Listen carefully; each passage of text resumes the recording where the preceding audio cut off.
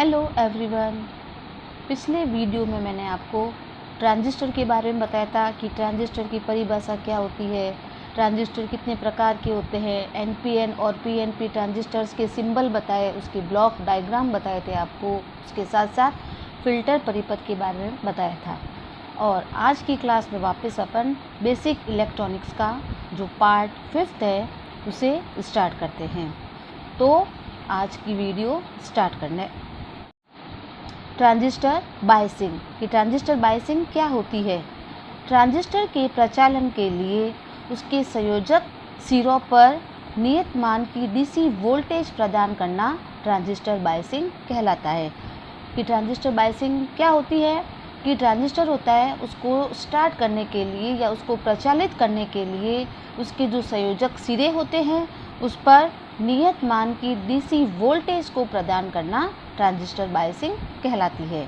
अब अगला देखते हैं ऑपरेशन मोड ऑफ ट्रांजिस्टर, यानी ट्रांजिस्टर की प्रचालन शैलियाँ कितने प्रकार की होती है। तो चाहे पीएनपी ट्रांजिस्टर हो चाहे एनपीएन ट्रांजिस्टर हो, इनमें 3 शैलियों का प्रयोग किया जाता है। सबसे पहले होती है, उसी को बोलते हैं अपन कॉमन इमीटर, या इसको शॉर्ट फॉर्म में बोलेंगे सीई। सीई का मतलब कॉमन इमीटर। दूसरी होती है कॉमन बेस, जिसे सी बी बोलते हैं। सी का मतलब कॉमन और बी का मतलब बेस। और तीसरी होती है कॉमन कलेक्टर, जिसे सी कहते हैं। अब इन तीनों को एक डिफरेंस के रूप में मैंने आपको बताया है और इनके डायग्राम को भी अलग अलग डिफरेंस के रूप में आपको बताया है। तो पहले अपन देखते हैं कॉमन इमीटर, इसे शॉर्ट में सीई बोलते हैं। ये इसका डायग्राम है। इसमें क्या हुआ है, इसमें इनपुट होती है वह बेस तथा इमीटर के बीच प्रदान किया जाता है। ये देखो ट्रांजिस्टर का बेस, ये इसका इमीटर और ये इसके कलेक्टर, इसका 3 संयोजक सिरे होते हैं। इसमें क्या बोला है, इनपुट किसको दे रहे हैं अपन, एक तो बेस को दे रहे हैं और इमीटर के बीच में प्रदान किया गया है, तथा आउटपुट होता है वह कलेक्टर तथा इमीटर से लिया जाता है। और आउटपुट कहाँ से लेंगे, कलेक्टर से लेंगे और इमीटर से लिया जाता है। इस प्रकार इमीटर उभयनिष्ठ यानी कॉमन रहता है। जैसे कि इसके नाम से ये कॉमन इमीटर, यानी इमीटर को अपने को यानी उत्सर्जक को कॉमन रखना है। तो इस प्रकार इसमें कॉमन क्या हो गया, आपका इमीटर हो गया। यह सर्वाधिक प्रयोग किए जाने वाला परिपथ है, यानी इस परिपथ का प्रयोग होता है वह सर्वाधिक किया जाता है। वापस बताती हूँ, इसमें क्या होता है, इनपुट किसको देंगे, बेस और इमीटर के बीच में इसको इनपुट प्रदान करते हैं। और आउटपुट अपने को कहाँ से मिलेगा, आउटपुट अपने को मिलेगा कलेक्टर और इमीटर से प्राप्त किया जाता है। इस प्रकार इसमें जो इमीटर यानी उत्सर्जक होता है वो क्या होता है, उभयनिष्ठ यानी कॉमन होता है। दूसरा है कॉमन बेस, इसे शॉर्ट में सीबी बोलते हैं। सीबी का मतलब कॉमन बेस। ये इसका डायग्राम। इसमें इनपुट इमीटर और बेस के बीच, अब देखो इसमें इनपुट कहाँ से देंगे, एक तो इमीटर और बेस के बीच में देते हैं। और आउटपुट अपने को कहाँ से मिलेगा, कलेक्टर और बेस से प्राप्त होता है। इस प्रकार बेस कॉमन रहता है। कॉमन बेस है तो इसमें बेस को किसको रखना है, अपने को कॉमन रखना है। तो इस प्रकार इसमें बेस होगा वह कॉमन हो जाता है। और यह परिपथ उच्च फ्रीक्वेंसीज पर एम्प्लीफिकेशन के लिए प्रयुक्त रहता है। तीसरा ऑपरेशन मोड हो गया इसका सी यानी कॉमन कलेक्टर। इसमें अब कॉमन किसको रखना है, अपने को कलेक्टर को। कलेक्टर का मतलब संग्राहक। ये इसका डायग्राम। इसमें इनपुट बेस और कलेक्टर के बीच में रखा जाता है, यानी इनपुट कहाँ से देंगे अपन, बेस, ये रहा बेस और कलेक्टर, इन दोनों के बीच में इनपुट दिया जाता है। और आउटपुट कहाँ से लिया जाएगा, आउटपुट अपन कलेक्टर और किससे लेंगे, इमीटर से। इमीटर और कलेक्टर से अपने को आउटपुट प्राप्त होगा। इस कारण से इसमें भी क्या हो गया, कलेक्टर हो गया, वो क्या हो गया, कॉमन हो गया। इस कारण से इसको कॉमन कलेक्टर कहते हैं। और इस प्रकार ये इसके डायग्राम और इन तीनों विधियों को मैंने आपको बता दिया है, प्रचालन की शैलियाँ, कॉमन इमीटर, कॉमन बेस और कॉमन कलेक्टर। और इनके डायग्राम आपको अच्छी तरह से याद रखना है। नेक्स्ट देखते हैं। नेक्स्ट है ट्रांजिस्टर गेन, से हिंदी में बोलते हैं ट्रांजिस्टर लब्धि। किसी ट्रांजिस्टर को प्रदान किए गए इनपुट सिग्नल की तुलना में आउटपुट सिग्नल की करंट, वोल्टेज या पावर अधिक होती है तो उसे ट्रांजिस्टर की लब्धि कहते हैं। यानी कोई भी जो ट्रांजिस्टर होगा, इसको जो अपन इनपुट सिग्नल प्रदान करते हैं उसकी तुलना में आउटपुट जो सिग्नल होगा वह हमें अधिक प्राप्त होता है, तो वह उसकी लब्धि कहलाती है। आउटपुट व इनपुट का अनुपात, इस बात को याद रखना है कि लब्धि होती क्या है।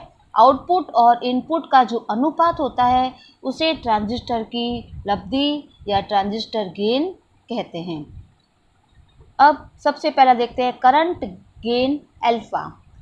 किसी ट्रांजिस्टर के लिए कलेक्टर करंट परिवर्तन तथा इमिटर करंट परिवर्तन का अनुपात करंट गेन अल्फा कहलाता है। अल्फा बराबर डेल्टा आई सी बटा डेल्टा आई ई, यानी करंट गेन क्या हो गया, आउटपुट बटा इनपुट। तो आउटपुट अपने को किससे मिल रहा है, आई सी से मिल रहा है, और इनपुट कहाँ से मिल रहा है, आई ई से मिल रहा है। तो अल्फा बराबर हो जाएगा आई सी बटा आई ई। इसे कॉमन बेस के नाम से भी जाना जाता है। तो सी बी बराबर आई सी बटा आई, या किसके बराबर होगा, अल्फा के बराबर होगा। और अल्फा का जो मान होता है वह सदैव 1 से कम होता है। दूसरा है करंट गेन बीटा। बीटा का जो मान होगा वह डेल्टा आई सी बटा डेल्टा आई बी के बराबर होगा, या कलेक्टर करंट परिवर्तन बटा बेस करंट परिवर्तन। इसे कॉमन इमीटर के नाम से भी जाना जाता है। कॉमन इमीटर बराबर हो जाएगा आई सी बटा आई बी, और इसका मान किसके बराबर होगा, बीटा के बराबर। तो ये आपको एग्जाम में पूछा हुआ है कि अल्फा का मान किसके बराबर होता है। तो अल्फा बराबर क्या हो जाएगा, आई सी बटा आई ई, और बीटा किसके बराबर हो जाएगा, आई सी बटा आई बी। अब अल्फा और बीटा में एक रिलेशन होता है, वो अपन देखते हैं कि अल्फा बीटा में क्या रिलेशन होता है।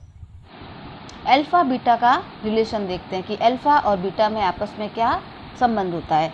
तो अल्फा बराबर होगा बीटा बटे 1 प्लस बीटा, और बीटा में क्या हो जाएगा, अल्फा बटे 1 माइनस अल्फा।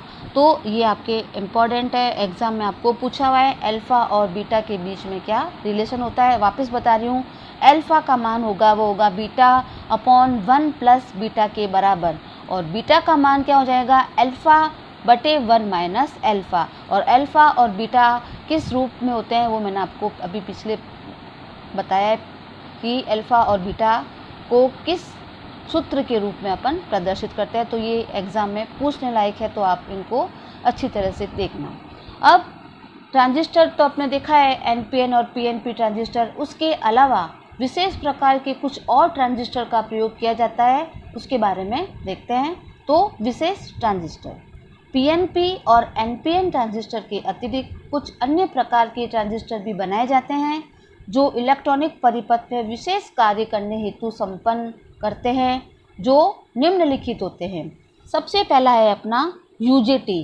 अब मैं जो आपको ट्रांजिस्टर्स के बारे में बता रही हूँ, इनकी फुल फॉर्म एग्ज़ाम में पूछी जाती है, और इनके जो सिंबल्स हैं और इनमें कितने कितने टर्मिनल्स होते हैं उसके बारे में आपको एमसीक्यूज़ के अंदर पूछा जा सकता है। तो आप इनको अच्छी तरह से इनकी एक तो फुल फॉर्म याद रखें, इनके सिंबल्स और इनमें कितने कितने इसके टर्मिनल्स होते हैं। तो सबसे पहला देखते हैं अपन यूजेटी। यूजेटी की full form uni junction transistor. क्या होगा, यूनी जंक्शन ट्रांजिस्टर। अब इसमें क्या होता है, एक पीएन संगम वाला ट्रांजिस्टर यूनी जंक्शन ट्रांजिस्टर कहलाता है। इसमें एक छोटा पी क्षेत्र होता है जो इमीटर कहलाता है, और एक बड़ा क्षेत्र जो एन होता है उसमें से दो संयोजक बेस 1 तथा बेस 2 संयोजित किए जाते हैं। ये यूजेटी का सिंबल बताया हुआ है। ये देखो, इसके अंदर एक इमीटर और एक बेस 1 और एक बेस 2 को बताया गया है।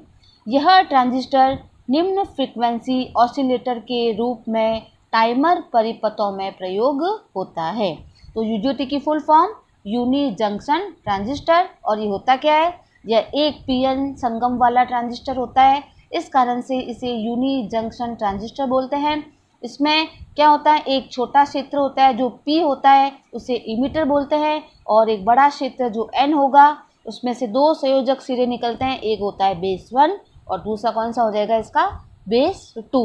और इसका उपयोग कहाँ पे करते हैं? यह जो ट्रांजिस्टर होता है वह निम्न फ्रीक्वेंसी के ऑसिलेटर के रूप में टाइमर परिपथ में इसका उपयोग करते हैं। दूसरा है फैट। पहला कौन सा बताया था? UJT, uni junction transistor. दूसरा कौन सा होगा? फैट। इसकी full form field effect transistor. इनकी फुल फॉर्म आपको अच्छी तरह से याद रखनी है। फैट की फील्ड इफेक्ट ट्रांजिस्टर, ये इसका सिंबल बताया गया है फैट का। अब फैट ट्रांजिस्टर में इसमें होता क्या है? जिस ट्रांजिस्टर में ड्रेन करंट के मान का निर्धारण विद्युत क्षेत्र के आवेश के द्वारा संपन्न किया जाता है वह फैट कहलाता है। फैट दो प्रकार के होते हैं, एन चैनल और पी चैनल। अगर आपको पूछे कि फैट कितने प्रकार के होते हैं तो ये दो प्रकार के होते हैं, एक होता है एन चैनल और दूसरा कौन सा होता है? P channel. इसका उपयोग कंप्यूटर, ऑसिलोस्कोप आदि में पावर एम्प्लीफिकेशन तथा VVR यानी वोल्टेज वेरिएबल रजिस्टर्स की भांति किया जाता है। ये इसका डायग्राम, इसमें इसका गेट और ये ऊपर इसके दो टर्मिनल ड्रेन्स के और ये सोर्स। तो फैट की full form field effect transistor, ये इसका सिंबल। और फैट कितने प्रकार के होते हैं? दो, एन चैनल और ये पी चैनल। तीसरा है मॉसफेट। मॉसफेट की फुल फॉर्म होती है metal oxide semiconductor field effect transistor. इसमें 3 संयोजक सिरे, सोर्स, गेट तथा ड्रेन होते हैं। फैट और मॉसफेट में यही अंतर होता है कि मॉसफेट में गेट तथा अर्धचालक चैनल के बीच में सिलिकॉन ऑक्साइड की परत स्थापित की जाती है, जिससे गेट का प्रभावी प्रतिरोध बढ़ जाता है। इस कारण इसे metal oxide semiconductor field effect transistor कहते हैं। एक तो इसकी फुल फॉर्म मॉसफेट की आपको अच्छी तरह से याद रखनी है। इसकी full form metal oxide semiconductor field effect transistor, और इसमें 3 संयोजक सिरे कौन कौन से होते हैं? एक तो होता है सोर्स, एक गेट और तीसरा कौन सा होता है? ड्रेन। अब फैट और मॉसफेट के अंदर एक अंतर यही होता है कि इसमें क्या होता है कि गेट तथा अर्धचालक जो चैनल होता है उसके बीच में सिलिकॉन ऑक्साइड की एक परत स्थापित की जाती है। इससे क्या होगा? जो गेट होता है उसका प्रतिरोध होता है वह क्या हो जाता है? बढ़ जाता है। अब इसका उपयोग कहाँ पे करते हैं मॉसफेट का? टीवी रिसीवर्स, कंप्यूटर्स, ऑसिलोस्कोप में पावर एम्प्लीफिकेशन की भांति और VVR के भांति किया जाता है। यानी फैट और मॉसफेट के कार्य समान ही होते हैं, बस इसमें एक डिफरेंस जो होता है वो मैंने आपको बता दिया है। इनकी फुल फॉर्म अच्छी तरह से आपको याद रखनी है। नेक्स्ट अपन मॉसफेट का सिंबल देखते हैं कि इसका सिंबल कैसा होता है। ये मॉसफेट का सिंबल।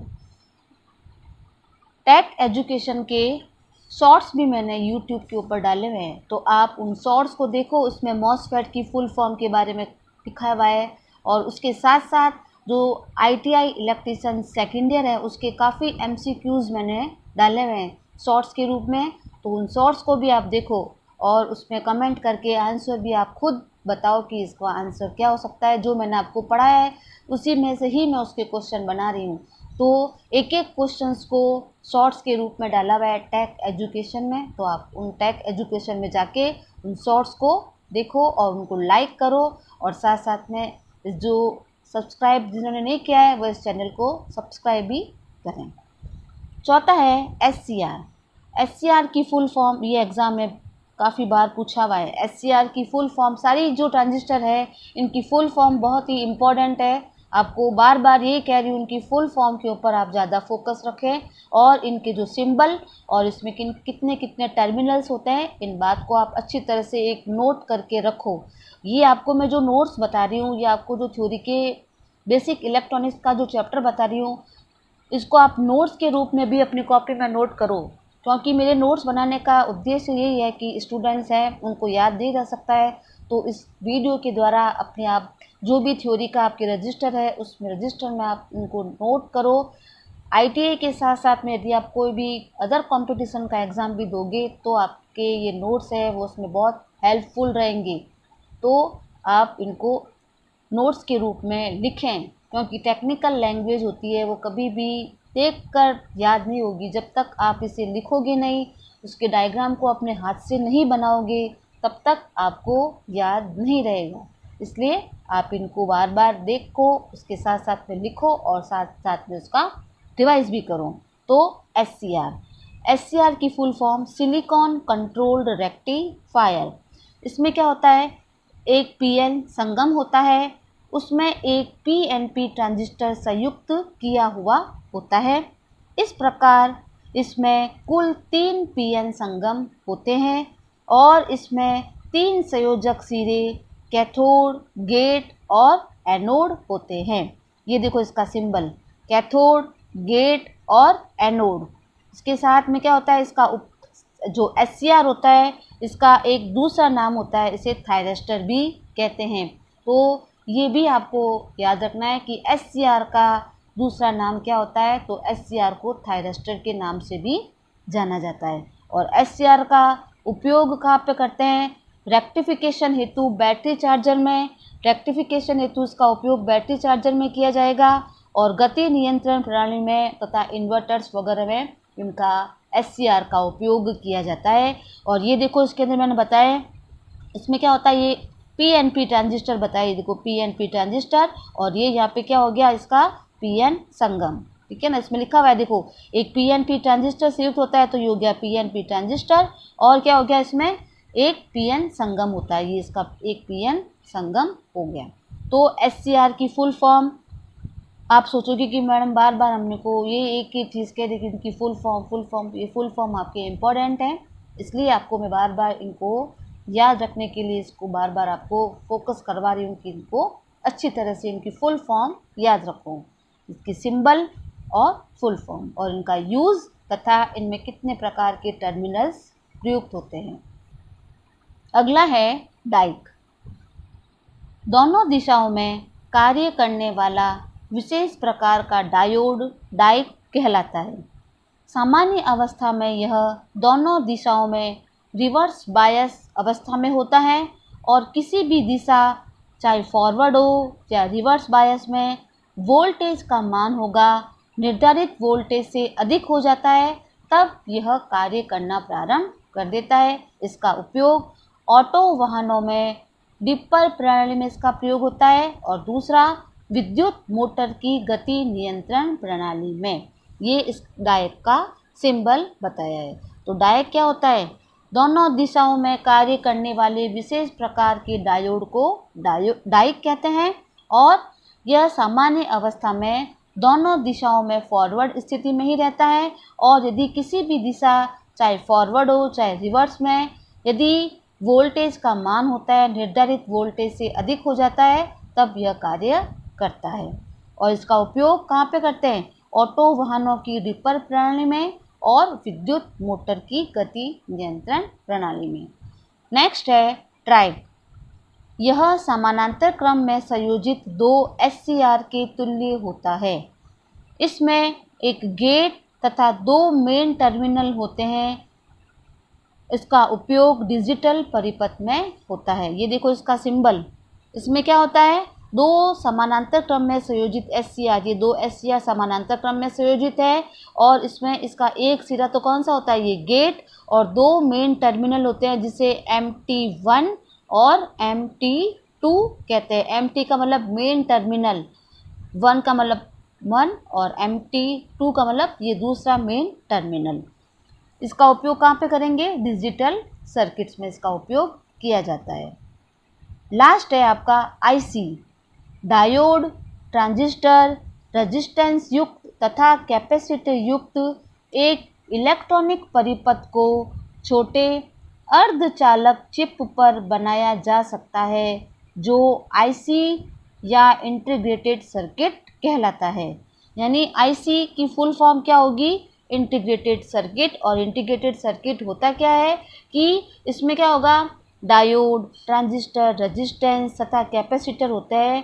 इनसे युक्त एक इलेक्ट्रॉनिक परिपथ को एक छोटे से अर्धचालक चिप पर बनाते हैं जिसे आईसी कहते हैं। आईसी का भी फुल फॉर्म एग्ज़ाम में पूछा हुआ है। मैं आपको ये बार बार इसलिए कह रही हूँ क्योंकि एग्ज़ाम के अंदर इनकी फुल फॉर्म और इनके डायग्राम, इनकी टर्मिनल सिरे कितने होते हैं, इनके संयोजक सिरे, इनको एग्ज़ाम में पूछा हुआ है। तो आप इसको अच्छी तरह से समझें और इनके डायग्राम को याद रखें ताकि बेसिक इलेक्ट्रॉनिक्स के साथ साथ आपके आईटीआई इलेक्ट्रीशियन सेकेंड ईयर की जो ड्राइंग है उसमें भी ये सिंबल आपके लिए बहुत हेल्पफुल रहेंगे।